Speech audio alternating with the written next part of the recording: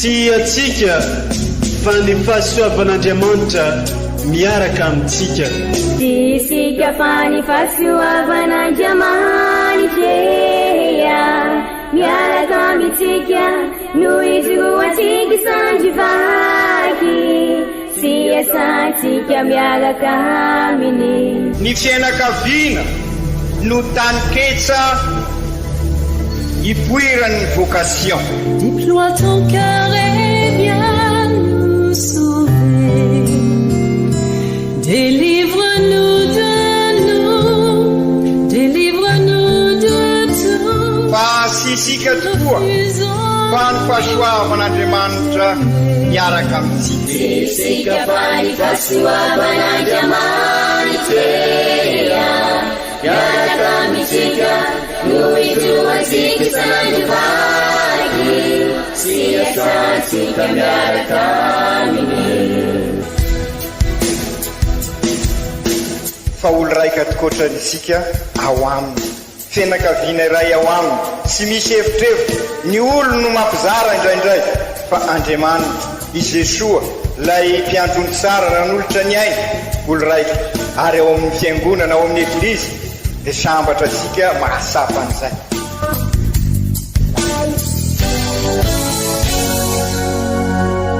Olo araiky atsika atambatry ny fanahy masina kamiray, olo araiky ao amin'ny Kristy.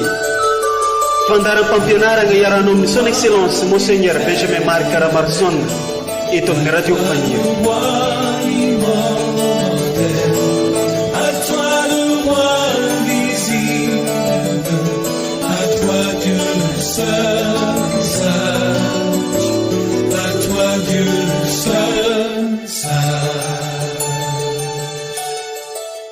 Irao hira vao ny tompo fa navita zava-magaga naneo ny fahamarinany tamin'ireo hafa firenena. Alleluia.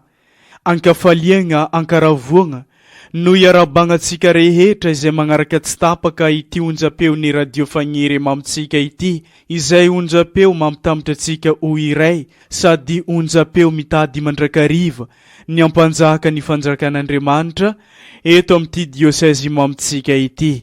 Isoranay ianao izay mankamamy sy mankafy ny fampianarana sy toritenin'ny Monseigneur Archevêque eto amin'ity onjam-peon'ny radio Fagnier ity. Toloranay fiarabagna manokana atsika eove jiaby tratran'izao alahady fahadimy amin'ny paka izao amin'ny taona be, koa amin'izao alahady fahadimy amin'ny fankalazagna ny paka izao dia toloran'ny eglizy lohahevitra isika ny hoe ny tena apôstôly dia matoky mifankatia ary tsy matahotra. Ndeo renesitsika irevaky teny masina arosin'ny eglizy amintsika izay arana fampianarana sy toriteny avy amin'ny Monseigneur Archevêque ray amandrenitsika.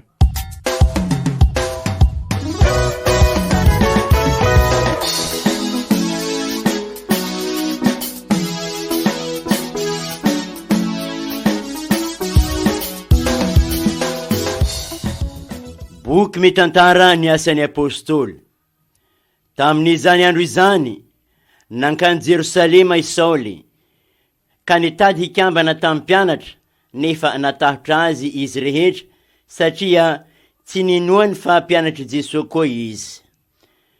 Tam'izay nalainy Barnabe izy ka nentiny tao amin'ny apôstôly, dia notantarainy tamin'izy ireo ny nahitany ny tompo teny andalana sy nitenenany taminy ary ny hasahiana nasehony tamin'ny toriany ny anaran'i Jesosy tao Damasy. Izao vao niara-niditra sy niara-nivoaka tamin'ny zareo tao Jerosalema izy, sady nitory tamin'ny kasahiana tamin'ny anaran'ny tompo. Niresaka tamin'ny jentily koa izy ary niady hevitra tamin'ny helenista, kanjo no tadiavin'ireo hovonoina. Ka no nifantatro ireo finoana izany, dia natery ny tany Sezare izy vao nalefany ho an'ny Tarsa. Niadana ny eglizy eran'ny Judea sy Galilea ary Samaria manontolo fehizay, sady nandroso tsara sy nandeha tamin'ny fahatahorana ny tompo no nihamaro tamin'ny famporisihiny ny fanahy masina. Izany ary ny tenin'ny tompo, isaorana ny Andriamanitra.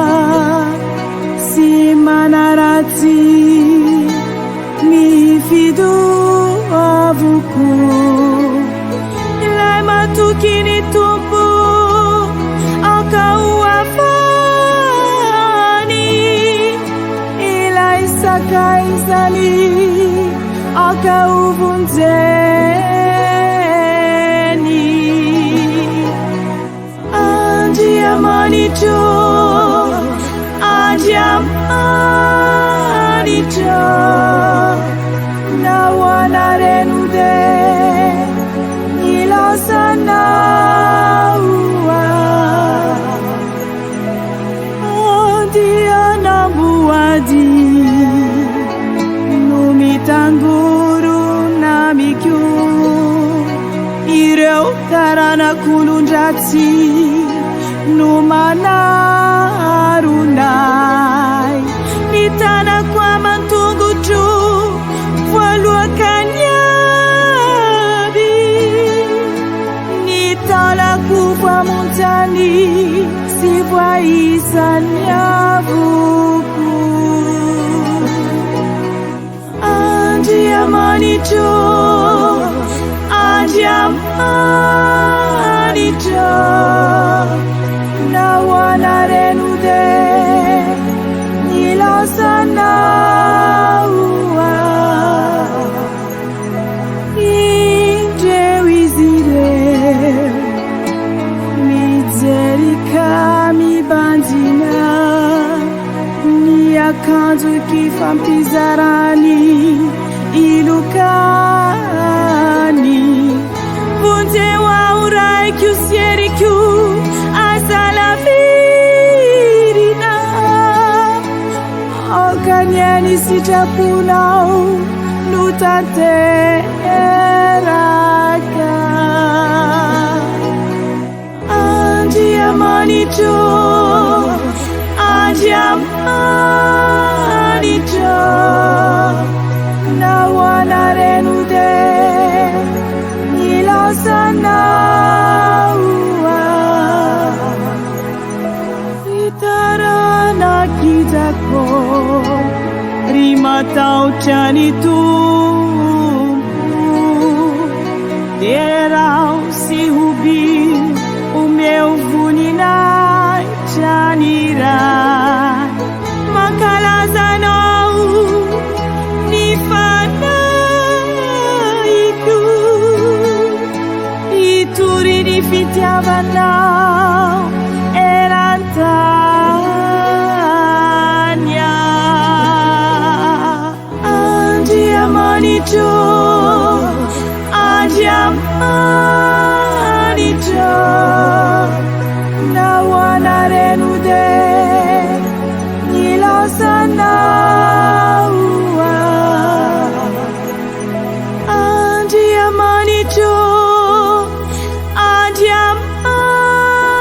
andiamanito na wanarenude ilazana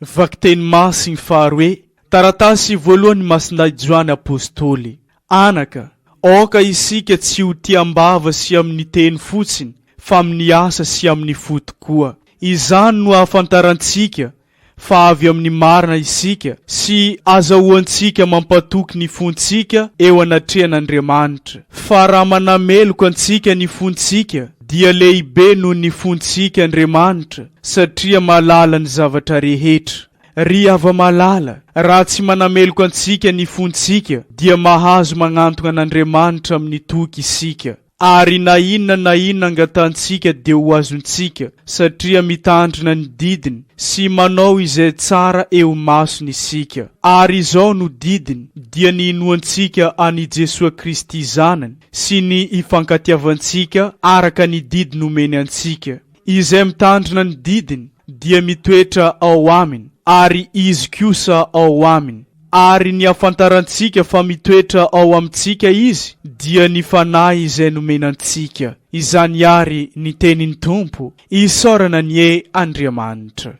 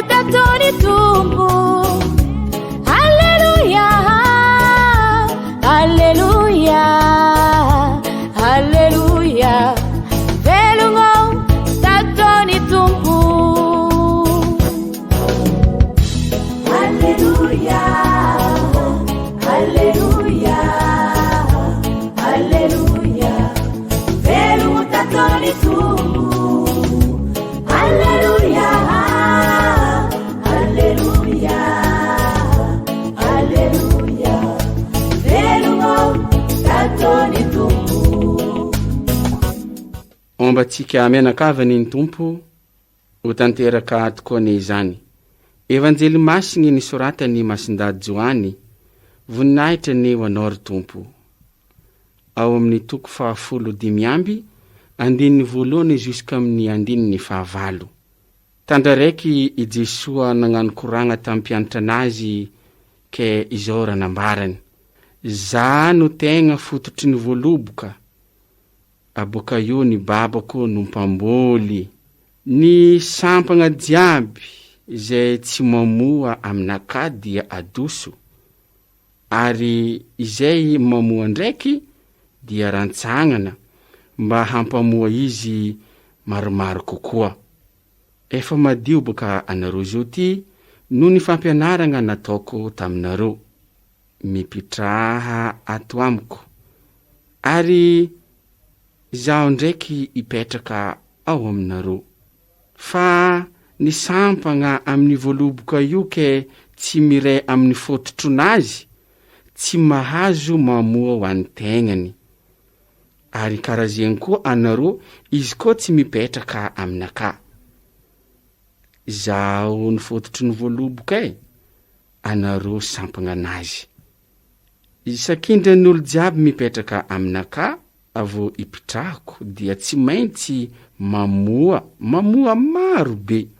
Satria baka izy koa tsy za, anareo io tsisy raha vita na hagnino. Isakindra ny olo tsy mipetraka aminaka dia ariagna imbelany karaha ny sampagna ke maiky agny izy. Izy koa fa avory ny sampagna jiaby izay tsy mamoa hatsipy agnaty motro kirengo agny. Izy koa mitoetra mipetraka aminaka ndraiky anareo, aboka io mipetraka aminareo koa volagna koragna zay ataoko aminareo. Za angataka ary anareo angataka izay tianareo ke tanteraigny aminareo izay fangatahagna zegny. Anareo lahabiny ho voninahitry ny babako, izy koa tonga mamoa be ary avyo mivadiky mpianatra anaka. Izagny ary ny tenin'ny Tompo deraneo anao ry Kristy.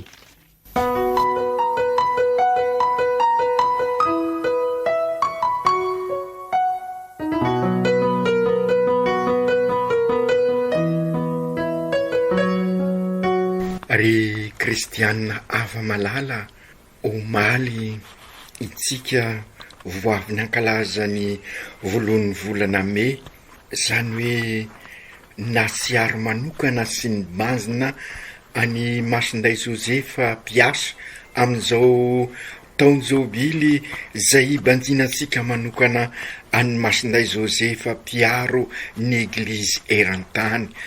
Nasongadina omaly ary i Masinday Josefa Piasa mila anjany tokoa izao antsika izao mba hanarina ny zavatra korontana marobe, mila baba hoy ny papa izao antsika izao. Ka i Masinday Josefa amin'ny maha ray ny fianakaviana masina azy dia namelona anio fianakaviana masina io.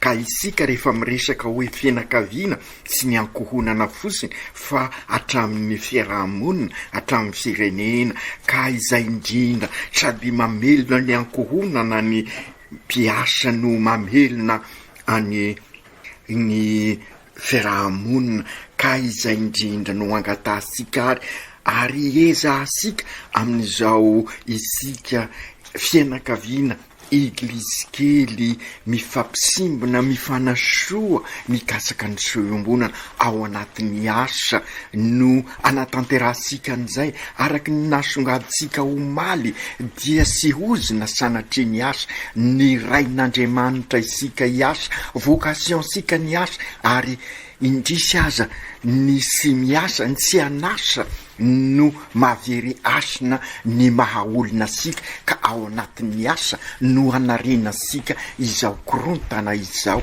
ao anatin'ny asa ifampisimbinana, ifanasoa ary ao anatin'ny fikatsana ny soiombonana ary mifanohy sara amin'ny ny fampianarana tamin'ny alahady lasa teo zany rehetra izany, satria i Jesoa mpiandrony tsara no mananatra sika maha-mpiandrondry mba ho baba tokoa ny mpiandrondry rehetra araky ny lazaisika sy sefo no tadiaviny izao andro iainasika zao hoy ny papa fa ray manompo ary manasoa ary mifanasoa ary mifampisimbana. Ry kristianina hava malala araky ny efa nivoalaza sika dia mampisongadina toetrany Jesoa anankiray isaky ny alahady sika amin'izao vanim-potoana ny paka izao, atolotra ny Eglizy mba hianarasika, hianahafasika bebe kokoa any Kristy, zany hoe sy hoe toetra anankiray no ianarasika fa atolotra ny Eglizy sy kiraikiraiky reo toetra reo mba hiditra lalindalina omposika ka hiainasika. Ka izay indrindra tamin'ny alahady lasa teo dia Jesoa mpiandrony tsara araky ny lazaisika teo no ny banjinsika. Tamin'ny alahady fahatelo dia i Jesoa eo anivon'ny fiainasika, mpiarabelona amintsika, miara-dalana amintsika ary dia mikasaka mamelona ansika. Ny alahady faharoa dia i Jesoa endriky ny famindrapon'Andriamanitra ny banjintsika ary tamin'ny alahady ny paka i Jesoa aina vaovao mamelona ansika. Izay rehetra zay no tiany Eglizy ampitaina amintsika isaky ny alahady araky ny lazaisika teo. Averisika tamin'ny alahady lasa teo dia alahady faefatra mipaka i Jesoa mpiandrony tsara ary amin'izao tamin'ny alahady fahatelo dia Jesoa eo anivisika miarabelona amintsika ary mizara ny manta sy ny masaka amintsika, miara misakafo amintsika. Ary zay ny Eukaristia. Ny alahady faharoa dia Jesoa endriky ny famindrapon'Andriamanitra ary alahady ny paka i Jesoa aina vaovao. Ary reny toetra ireny zany no miara mitambatra ka mahatonga asika ho kristianina, zany hoe Kristy mpiarabelona amin'ny olona. Ka amin'izao alahady fahadimy amin'ny paka izao dia Jesoa foto-boaloboka, zany hoe voaloboka izy soa ka isika no rantsana ka marantsana azy de tokony amokatra isika ary raha sy mamokatra isika de satria sy mitoetra ao aminy ary zay no fampianarana fototra am'izao ka raha ty isika amokatra zany hoe anana an'ireo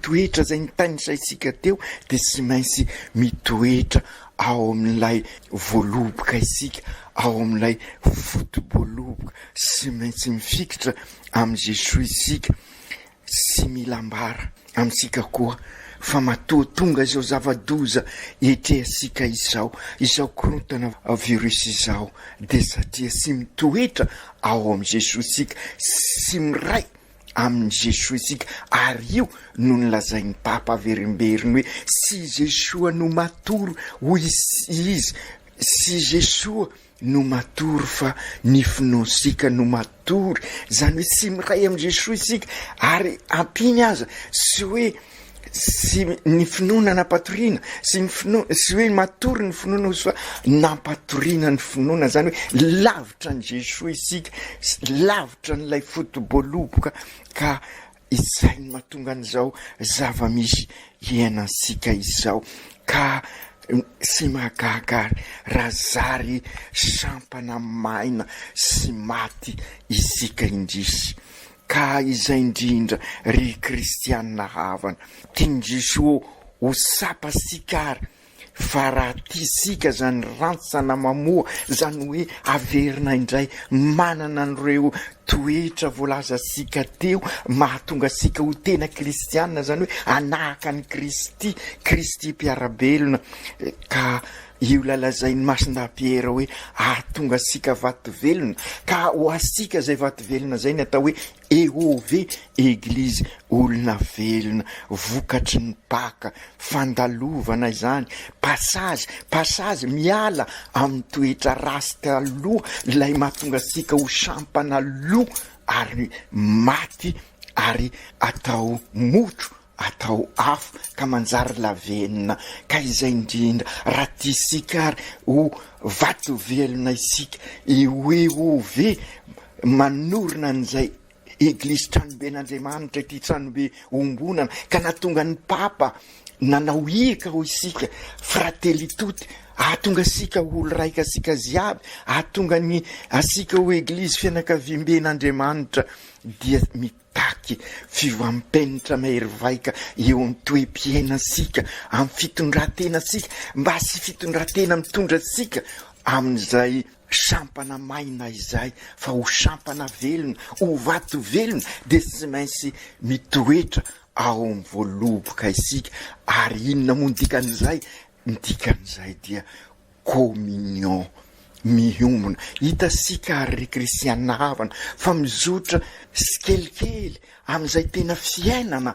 mahazanak'Andriamanitra sika mahafratelli tutti sika mahaolo raika sikisika ka ireo sakramenta atolotra ny Eglizy fandrindra ny Eukaristia loharano sy fiainana no mahatonga sika miombona communion miombona amin'ny Kristy ka raha te hanorina Eglizy trano Eglizy olona velona ary sika dia sy maintsy mitoetra ao amin'ny Jesosy mba hamokatra n'izay maha-kristianina sika izany ary zay ny voalazany evanjely amintsika androany ambarany Jesosy mazava izao ny tena fotoboaloboka ary ny raiko ny mpamboly i Jesosy zany ny voaloboka mahafapo ny ray satria nanaiky ampitiavana ka namokatra be namokatra sika izany koa ny sy maintsy anjara-piainansika matoa sy mamokatra ho isika teny fiainansika na isam-pianakaviana na ara-piarahamonina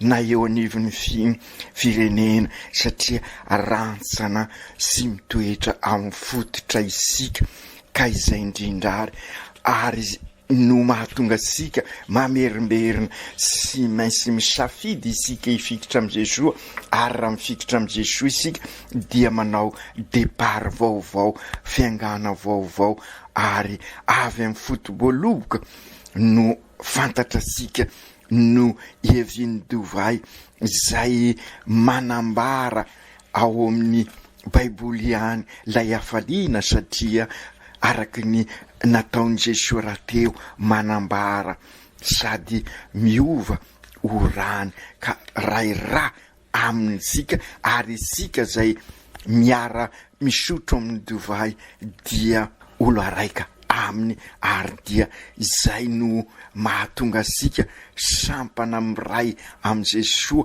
ary raha miala aminy isika dia potika ary rava ho indrindra Jesosy ny sampana rehetra sy mamoa eo amiko de esoriny ary zay rehetra de mamoa de rasanana mba hampamoa azy bebe koa.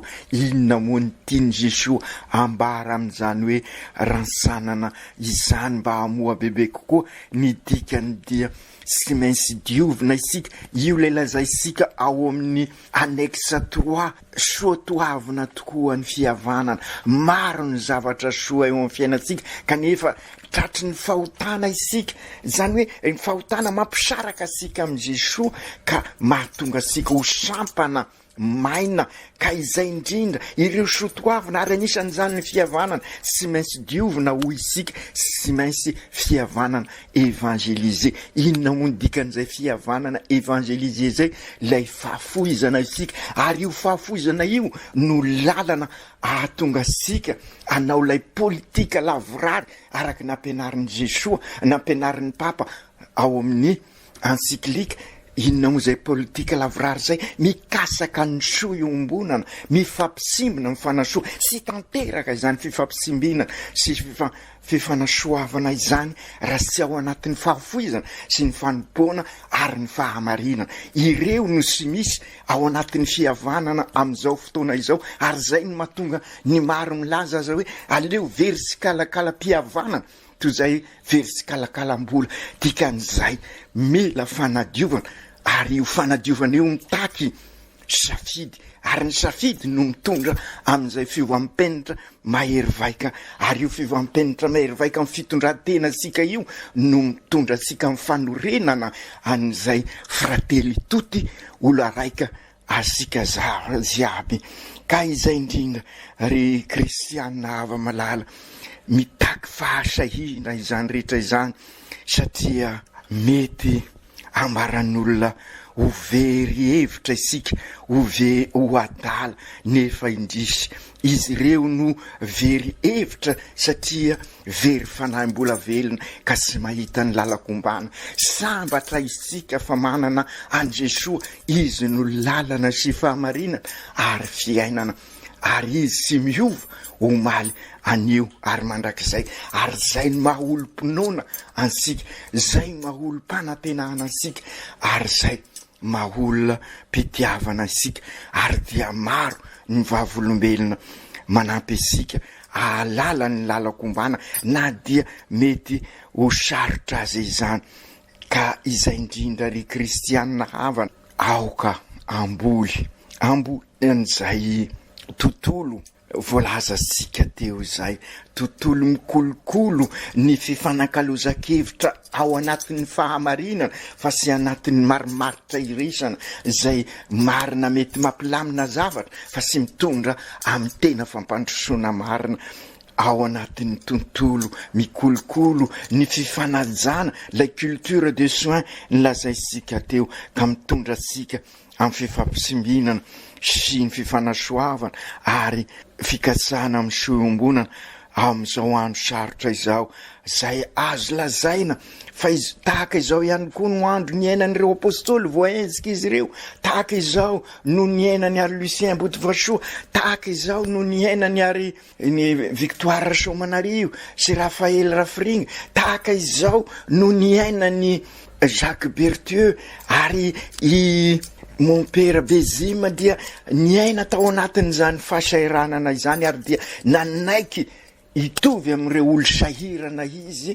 Noho izay fifampisimbinana sy ny fahasoavana izay dia araky ny voalazany vakiteny voalohany, i Paoly lasa nakany Jerosalema mba andinika ny fiainany eglizy. Ka izay koa io annexe 3 io, zay ny afatra pastoraly fahawity anampy asika andinika ny fiainan'ny eglizy, ary araky ny efa resaka efa eninareo amizao dia iroso am'izany fandinina ny fiainan'ny eglizy bebe kokoa isika amin'ny alalany fanatanterahana ny synode. Mbola ho isy moa ny fanazavana mikasika an'izany. Ka izay indrindra ry kristianina havana, na de eo aza ty tontolo mavesatra ity ao anatin'io no mipolotra ny hazavan'ny Kristy, ka aza mavozo isika fa mirosoa amin'ireo ezaka rehetra ataotsika fandrindra ny famenona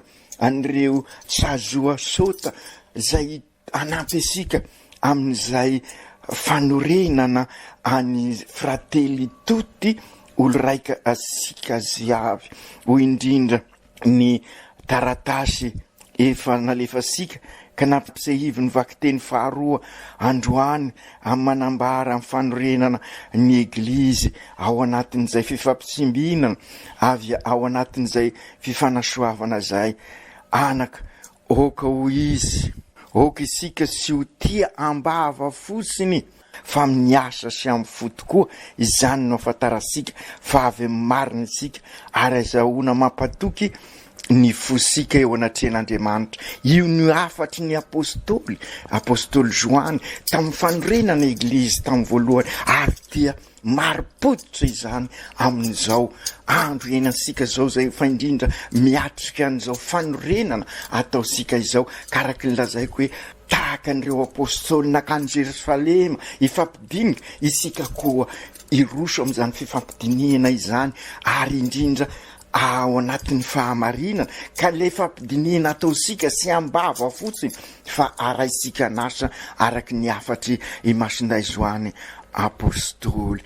Ka okary isika ivelona an'izany afatra izany, zany hoe itoetra ao amin'ny Jesoa, ry Jesoa Kristy zokinay io amin'izao fiomananay amin'ny asa fanorenana ny eglizy olona velona sy ny eglizy tranon'Andriamanitra izao, de mangataka aminao tokoa izahay, ianao ny fotoboloboka ka enganembo mafy kokoa hatrany ny fifikirana aminao, itoetra ao aminao hatrany iny izay, amafisy ny finoanay ka sy avozy izahay anana fahasahina trany, ka anana ny fahafoizana amin'ny fanorenany ny eglizy, na dia sarotra izany engany iboiboy ka ao anatinay mandrakariva ny rano velon'ny fanantenana anambaranay, na dia mafy aza ny zao andro zao, na dia betsaka aza ny kivy itraka izahay, ka iroso hatrany amin'ny asa fanorenana an'izay eglizy tranon'Andriamanitra zay ao anatin'ny fahafoizana, ary izay indrindra ifikitra mandrakariva amin'ny afitiavanao zahay, ka iroso hatrany amin'izay fifampisimbinana sy ny fifanasoavana zay, anana fahasahinana izahay, ka ho zary fahazavana sy fanasina eo amin'ny manodidina anay, anana faharetana itoetra ao aminao, na ino kidona na ino kiatra ifikitra aminao izahay, satria ianao ny lalana sy fahamarinana ary fiainana, ary sy miova ianao omaly anio ary mandrakizay. Ka ampio ary zahay ahay ampitrotra mandrakariva ny finoana sy ny fiainana andavanandro, ivavolombelon'ny fahamarinana ho mpampiavana, ahay ampizoro ny rariny sy ny isiny, ka iroso hatrany ho eove missionnaire vita batemy ka iraina tabernakla velona, ry Masiny Maria reninay eo, de azo mandrakariva izahay afoy tahaka anao, ka hoeny mandrakariva ny fiainanay, ka am'izay afaka manorina ny eglizy fianakaviamben'Andriamanitra fratelli tutti, olo raika isika ziaby izahay. Masinday Josefa o, masinday Josefa piaro ny mpiasa rehetrarehetra, piaro ny eglizy eran-tany, mivavao anay mba hanana lay fahasahina nanananao, ka nahatonga anao iaro mandrakariva ny fianakaviana eglizy kely, ka ahatonga anay koa ho tena eglizy kely ny fianakaviana isiraikiraika avy ny fandrindra ty firenena ity engany Lucien Botsbatsoa zay modely ho anay anampy anay afanay roso amin'ny lalindalina koa trany amin'ny fanorenana ny eglizy trano ben'Andriamanitra ny eglizy olona velona ry Victoire Somanarivo olo sambatra enao no anjely piaro ny eglizy teto Madagasikara rehefa mafy ny fanenjena arovy izahay iroso lalindalina koa amin'izay fanorenana ny eglizy eglizy kely fianakaviana n'Andriamanitra izay aoka ho tanteraka izany amin'ny anaran'ny Ray sy ny Zanaka sy ny Fanahy Masina. Amen.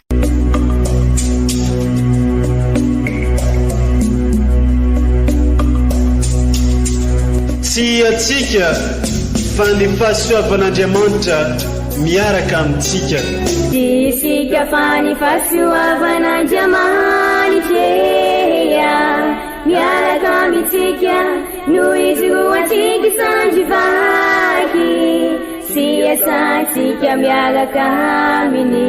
Ny fianakaviana no taniketsa ipoiran'ny vocation. Déploie ton cœur et viens nous sauver. Délivre-nous de tout. Fa sisika tokoa fa ny fahasoavan'Andriamanitra miaraka amintsika. Sisika fa ny fahasoavan'Andriamanitra miaraka amintsika noho izy ho atsika sandrivaky sy asantsika miaraka aminy. Fa olo raika atokotran'isika ao aminy fianakaviana iray ao aminy sy misy hevitrevitra ny olo no mampizara indraindray fa Andriamanitra i Jesoa lay mpiandrony tsara ran'olotra ny aina olo raika ary ao amin'ny fiangonana ao amin'ny eglizy dia sambatra antsika mahasapa an'izay.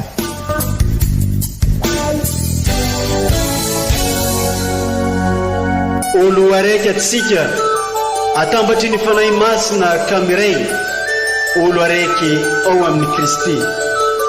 Fandaram-pampianarana iarano amin'ny son excellence Monseigneur Benjamin Marc Caramarson eto amin'ny radio Fania.